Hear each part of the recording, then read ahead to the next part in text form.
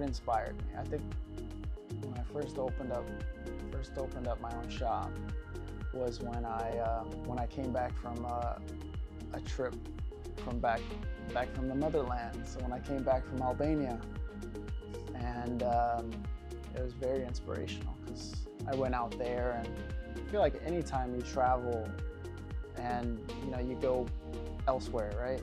You see how other people are living and working and just different work ethics. It's kind of inspirational. So that was definitely, plus it was right out of high school / college era for me. So I went out for like 2-3 months, went to Europe, Albania for about maybe the majority of the time, but I also got to go see England, see some friends in England, some family in Italy.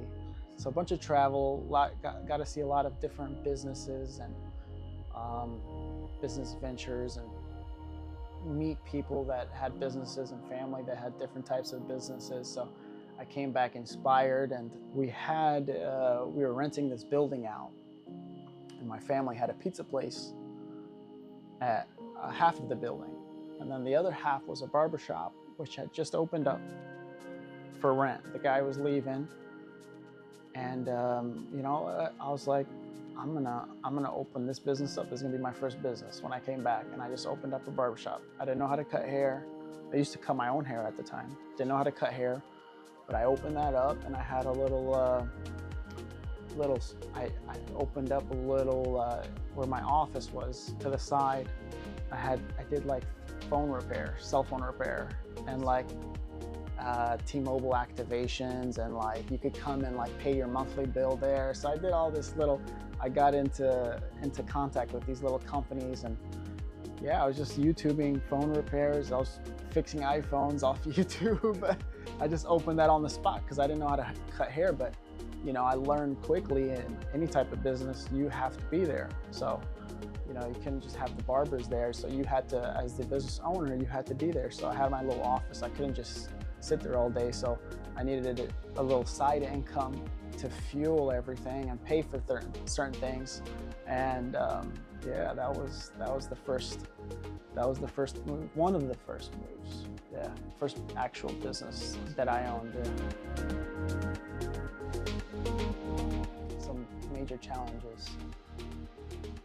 Age was one of the biggest challenges because I was young, so I think I was 18. But people would always ask, or like the barbers or whatever employees would ask, like, "Oh, how old are you?" Yeah. Like, no. Why does it like, old enough, or I would dodge the question. And sometimes I would lie about my age. I'd say I was older, than I actually was. So I think 18, I'd tell people I was 25, or I'd just make up my age. But now thinking back though, I think I would just tell people my age, and just roll with it. If there was an issue, we'd, figure it out. But looking back, I wish I had done that differently.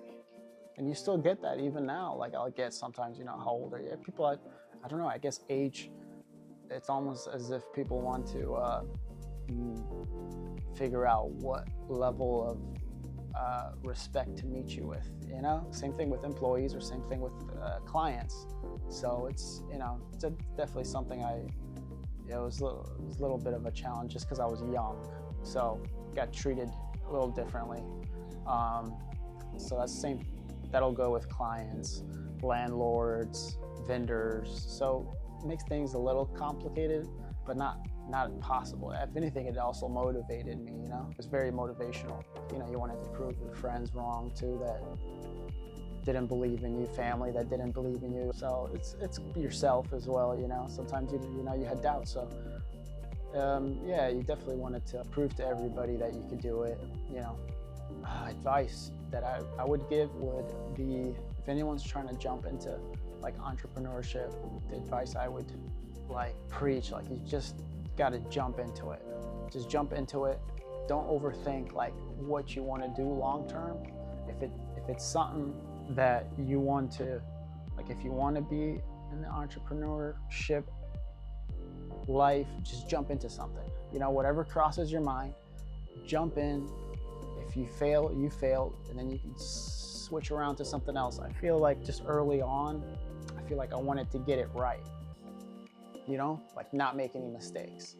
So that makes it a little more complicated. It also wastes a lot of time. You spend a lot of time with little things, whether it's a logo or whether it's a little idea or a little tweak on a project. You overspend on it. Sometimes you just got to move faster. If you make a mistake, you make a mistake, because at the end of the day, as an entrepreneur, you're not working on just one thing. You're working on a lot of different things. So if you mess up, you have this and you have this. So you get your eggs in all these different baskets. So if one messes up, you still have the other one. So I think just jump into as many as you can. And I had mentors that told me that put your eggs in many baskets, but you don't want to get stuck. You just want to keep progressing, and if it fails, you just keep progressing. I mean, you're just going up the ladder. You go down a little bit more to climb up, but it's better there than just being at that level of where you're, just trying to figure it and perfect that. I feel like will take you up further than just staying at that idea and just poking at it and looking at that logo a million different times. Just keep progressing, and then eventually you're gonna come back to that level, but you're gonna be at a higher step up the ladder. So that's one thing I feel like I would have moved a little faster, and that consistency, man, just consistent, never stop. Just gotta consistency, whatever it is, you gotta be consistent at it. If you're on vacation, you're consistent with everything that you're working on. There's no days off. You gotta definitely enjoy what you're doing, but it's the life, it's the entrepreneur life. You're working for yourself though, right? So at the end of the day, the whole thing is a day off, because you're working for yourself. You're not working for anybody. So it's just perspective, man. But yeah, looking back at it, man, if I knew or had made some of the mistakes and advances that I've made now, I feel like I would have moved like me right now at 18. I would have just been completely different pace. Yeah, all that. It's a fun journey though. Definitely a fun journey. You meet a lot of cool people.